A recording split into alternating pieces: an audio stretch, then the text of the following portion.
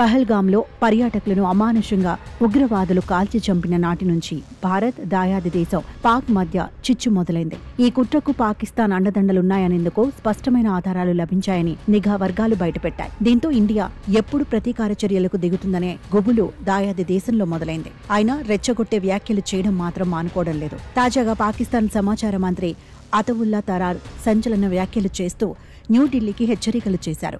భారత్ రాబోయే 36 గంటల్లో సైనిక దాడికి ప్రణాళికలు రచిస్తోందని తమ నిఘా వర్గాలు హెచ్చరించాయని పేర్కొన్నాడు. అలాగే పహల్గాం ఘటనలో పాక్ ప్రమేయం ఉందని న్యూఢిల్లీ కల్పిత, నిరాధార ఆరోపణలు చేస్తోందని, సైనిక దురాక్రమణ చర్యలకు పాల్పడేందుకు ఈ వాదనలు చేస్తోందని ఆరోపించారు. పాక్ కూడా ఉగ్రవాద బాధిత దేశమేనని, భారత్ చేస్తున్న ఆరోపణలు ఖండిస్తున్నామని నొక్కి చెప్పారు. ఇస్లామాబాద్ తటస్థ నిపుణుల కమిషన్ ద్వారా విశ్వసనీయమైన, పారదర్శక దర్యాప్తుకు సహకరిస్తామని చెప్పినా భారతదేశం ఘర్షణ మార్గం ఎంచుకుంటోందని అన్నారు. ఒకవేళ తమ దేశంపై సైనిక చర్యలకు దిగితే మాత్రం పరిణామాలు తీవ్రంగా ఉంటాయని అవతుల్లా అన్నారు.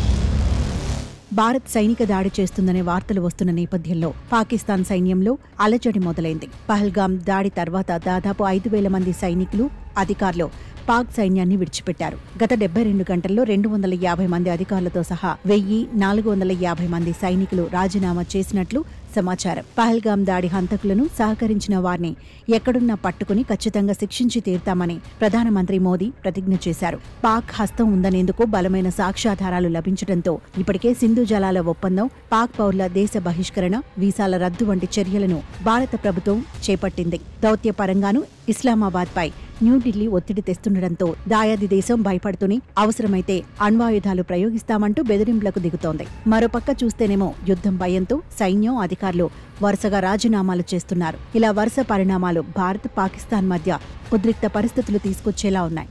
మరోవైపు ఇరు దేశాల మధ్య వార్ రాబోతోందంటూ కొన్ని దేశాలు ఇప్పటికే కన్ఫర్మ్గా చెబుతున్నాయి.